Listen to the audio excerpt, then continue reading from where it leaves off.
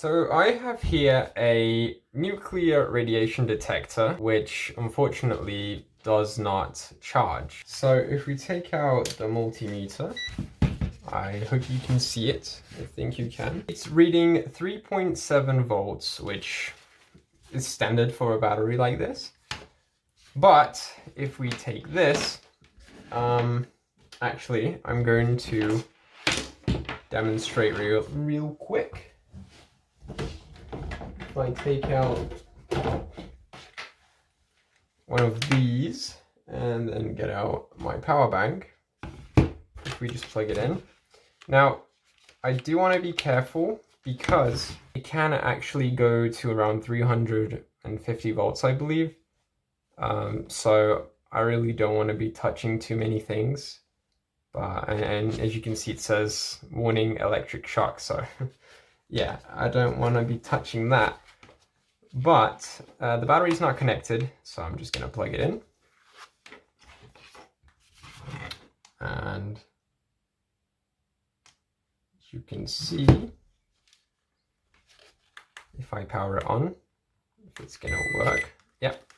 So it is working and it's showing a full battery, even though there's not actually a battery inside. So yeah, it's showing that, and it's pulling 0.09 amps, but that's just because the screen is on and I'm just basically powering the device from my power bank.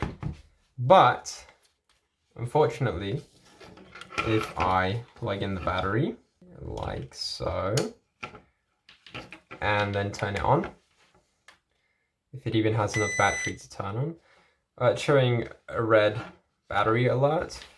And if I just, it's going to shut down in a minute, but if I plug it in, as you can see, it's not drawing basically any amps, and it's going to shut off, and it's drawing basically 0 amps.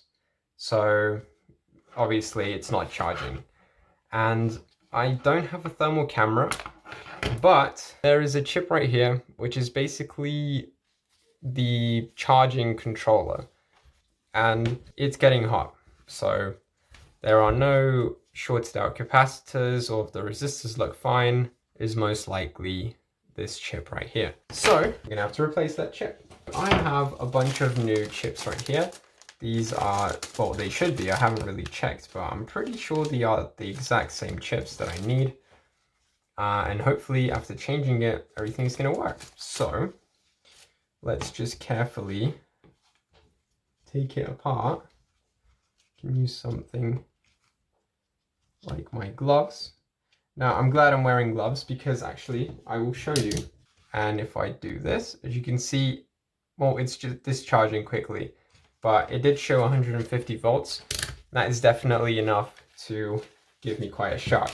So I don't really want to be touching that, especially this circuit right here, as that is basically what makes the voltage go up. Now I'm going to carefully undo this and undo this connector like so. We can put this to the side for now because we don't need it. There are 2 screws right here, which I'm going to have to remove.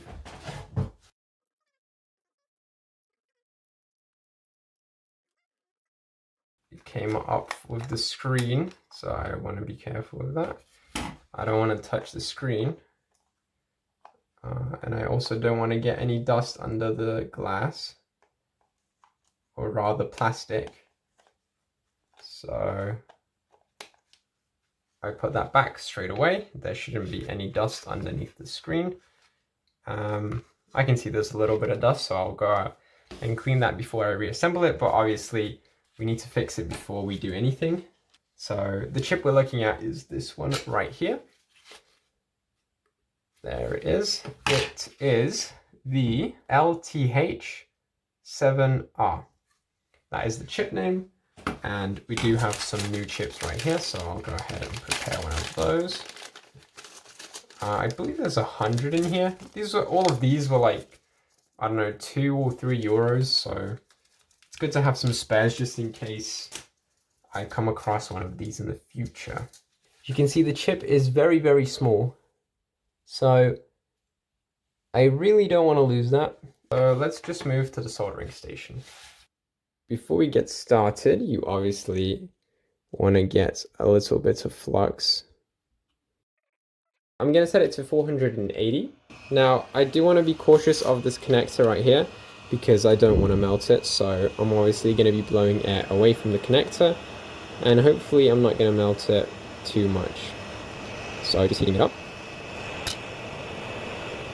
And I'm actually going to move it slightly this way, just so it's easy to see.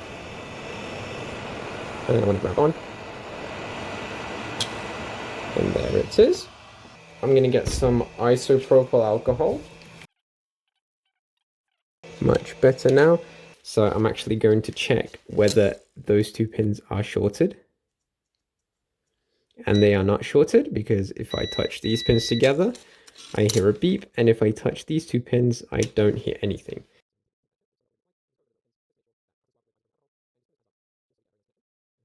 So now I will apply some flux.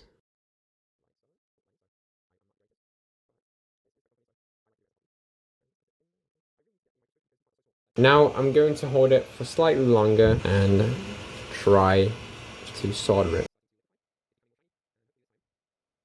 Okay, so I think that it was soldered on pretty well. It seems to be quite sturdy, so I think it's probably good to go.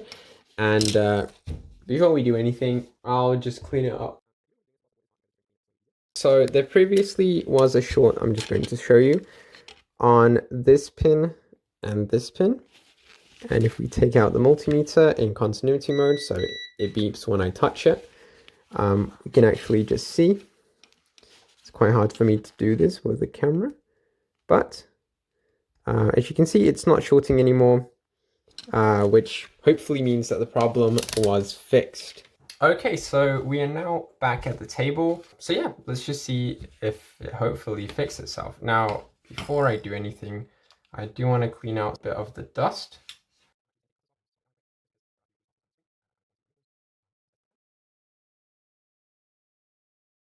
Let's put it back together. And now let's take the board. And if we put it back.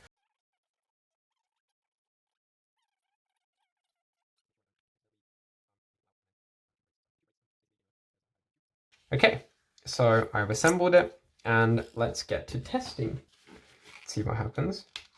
And I'm still getting 0 amps, which is just because the battery isn't plugged in, so that should be normal. As you can see, we have something else.